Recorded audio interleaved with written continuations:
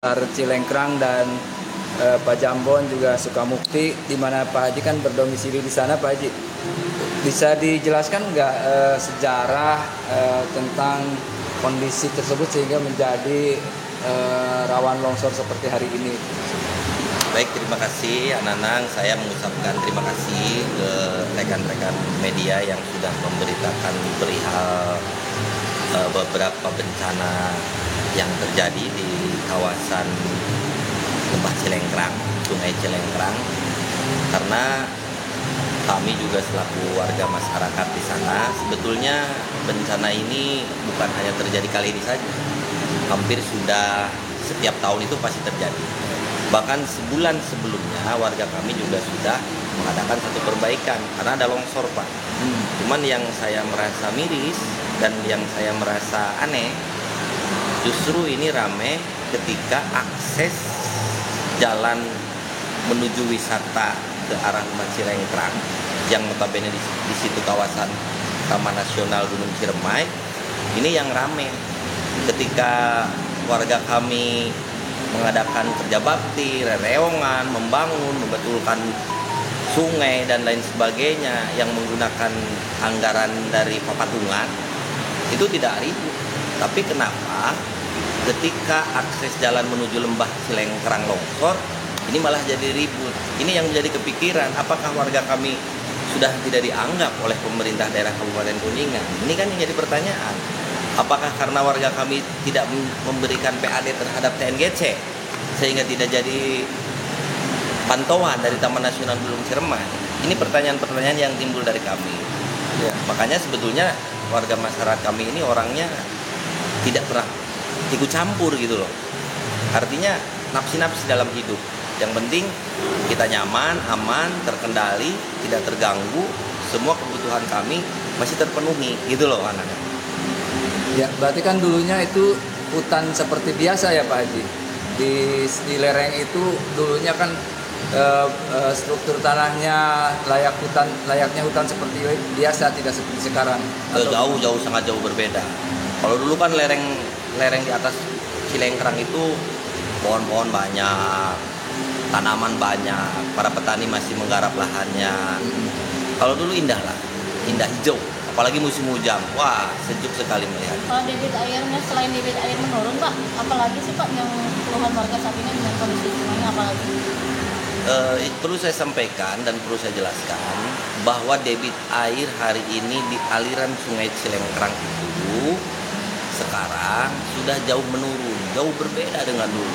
Itu juga saya rasa memang ada hal yang memang sebab dan akibat.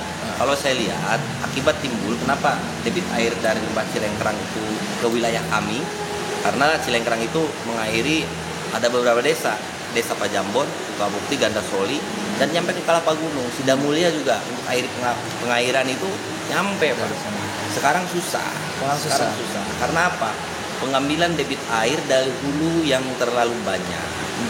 Sudah diambil oleh pemerintah melalui PDAM-nya, sudah diambil dan diambil juga oleh para pengusaha wisata yang notabene mengambil airnya itu loss, tidak terkontrol. Nah, saya waktu di Komisi 2 itu mengusulkan agar bagaimana para pengusaha ini dikelola, diambil alih oleh PDAM sehingga masuk PAD itu buat pemerintah daerah. Jangan loss, mengambil dari sumber, air itu banyak kebuang sehingga ke wilayah kami jadi berkurang gitu. Ke wilayah beberapa desa lah, bukan berarti Pak, kami. itu di daerah konservasi Pak atau di kawasan Taman Nasional Gunung Ciremai? Ya, sumber air itu adanya di kawasan Taman Nasional Gunung Ciremai itu betul. Tetapi memang ada peraturan yang menyatakan bahwa ketika mengambil sumber air itu harus ada izin dari Taman Nasional Gunung Ciremai. Tetapi itu pun kan tidak berarti harus sporadis secara bebas kan. Kita juga harus memikirkan hajat hidup orang banyak. Karena saya waktu pansus TNGC juga ikut. Ya. Di sana bisa dinyatakan bahwa kebutuhan air itu bisa diambil, setiap sumber mata air bisa diambil 20% dari debit air yang ada. Sisanya itu untuk kebutuhan umum, kebutuhan masyarakat dan pertanian. Oh, ini saya kembali ke siapa ya? Ya, saya kurang tahu. Silakanlah tanya kepada mereka-mereka yang hari ini ada dan memanfaatkan area Taman Nasional dari sisi airnya gitu kan. Saya hanya menitipkan pesan, kita harus sama-sama saling mengingatlah bahwa kita hidup ini bersama-sama. Banyak orang lain juga yang membutuhkan. Dan saya juga mendengar dan tahu boro-boro di wilayah desa lain, di Santananya sendiri, orang Santananya rek mandi ge hese, kekurangan air itu di kampungnya sendiri. Walaupun mereka berdomisili di situ, tapi airnya hese. Dan kami pun memang punya hak yang sama, apalagi kami berbatasan dengan area gunung tersebut. Begitu. Terus terkait ini Pak, pelestarian lereng Ciremai kan sekarang bermunculan kawasan-kawasan wisata ya, bentukan manusia. Seharusnya seperti apa? Apakah ada yang ngomong harus bentuk tim gabungan agar tidak menyebar kembali lokasi wisata, terus ada yang bilang harus apa kayak perumahan itu dibatasi, apakah gimana Pak? Terkait Gunung TNGC ini kan awalnya kan konservasi. Konservasi ini akhirnya larinya ke pemanfaatan lahan yang dulu digunakan untuk area pertanian, sekarang digunakan ke area wisata. Nah, jadi saya juga menghimbau, berharap gitu kepada TNGC jangan terlalu sporadis membuat wisata-wisata di area Taman Nasional ini. Tujuan mulianya jangan berubah untuk menjadi sumber cuan. Karena kan dengan wisata itu kan otomatis yang dicari duit, tapi kesejahteraan masyarakat, lingkungan dan lain sebagainya tidak terperhatikan. Kan alasannya, ini contoh kasus Pak. Alasannya buat masyarakat sendiri. Masyarakat yang mana? Hanya masyarakat kelompok masyarakat kecil, hanya kelompok-kelompok masyarakat kecil. Masyarakat itu seluruh Pak. Kalau yang mengelola yang kerjasama dengan Taman Nasional itu masyarakat sebagian kecil. Ya. Hanya kelompok berapa orang.